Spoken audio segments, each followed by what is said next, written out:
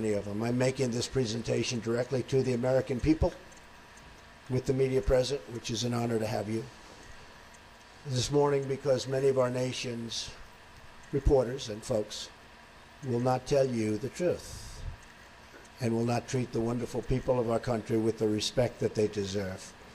And I hope going forward we can be a little bit different and maybe get along a little bit better if that's possible. Maybe it's not, and that's okay too. Unfortunately, much of the media in Washington, D.C., along with New York, Los Angeles in particular, speaks not for the people, but for the special interests and for those profiting off a very, very obviously broken system. The press has become so dishonest that if we don't talk about it, we are doing a tremendous disservice to the American people. Tremendous disservice. We have to talk about it to find out what's going on, because the press honestly is out of control. The level of dishonesty is out of control. And I think it's fair to say that you are second to none in the Senate when it comes to fighting for civil liberties. So let me ask you about specifically what he is saying about the press. He is saying now that the news media is the enemy of the American people. You agree with that? It's not something that I would say. I would say that there is bias, and I think it's fair to point out that there is bias in the media on both sides, both right and left, and that it's very hard to find objective news because we've gotten, particularly as you watch cable news, it's so dominated by opinion. And we are more polarized, and some of that comes from the people and some of that comes from the media. But I would say that I don't see in his criticism somehow, people think that the separation of powers means that the president can't criticize the judiciary. No, it has nothing to do with that. That's more of sort of political sensibilities, but has nothing to do with the Constitution or separation of powers. We don't like it. We may say it sort of treads on things, but the separation of powers is about legislative powers. It isn't about discussion or words. So I would separate, once again, words from actual real legislative action. If someone tries to put limits on the press, I'll be the first one standing up for the right of press, left and right, to continue saying and being part of the discussion and forwarding the discussion. What would you make of McCain's statement that we're creeping towards a situation where people are potentially supportive of dictatorship in this country? Is that over the top, or is there a concern? I think Senator McCain's perspective is colored by his disagreements with President Trump on foreign policy.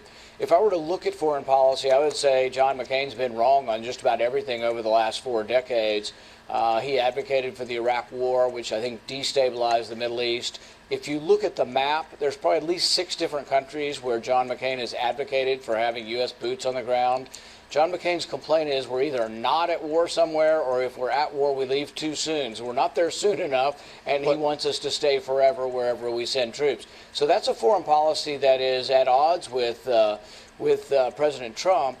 And also the idea of engagement, the idea of foreign policy realism, I think fits more neatly with President Trump. And with John McCain, the neoconservative label of let's make the world safe for democracy and we're going to topple every regime hasn't worked. I mean, our intervention to destabilize the Assad regime has really made the chaos worse in Syria. And if you were to get rid of Assad today, I would actually worry about the 2 million Christians that are protected by Assad. So I think it's more a foreign policy debate, and Trump and McCain are on opposite sides of that debate. And I tend to sympathize more with the president that we need a change. We don't need to continue to have a regime change throughout the world, nation building. It's expensive, and we don't have enough money to rebuild our own country if we're rebuilding everyone else's countries. But just to clarify, what McCain said specifically is dictators get started by limiting freedom of the press. I imagine you agree with that. Well, the thing is I don't agree with his analysis and applying that to the president.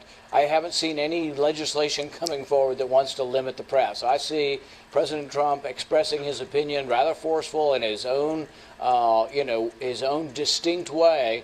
But I see no evidence that anybody's putting forward any kind of legislation to limit the press. Okay. So I think people This is colored by John McCain's disagreement with President Trump. It all is. Everything that he says about the president is colored by his own personal dispute he's got running with President Trump, and it should be taken with a grain of salt because John McCain's the guy that's advocated for war everywhere. He would bankrupt the nation, and actually we're very lucky John McCain's not in charge because I think we'd be in perpetual war. He's Should I let him have a little bit more? What do you think, Peter? Peter, should I let him have a little bit more? Sit down.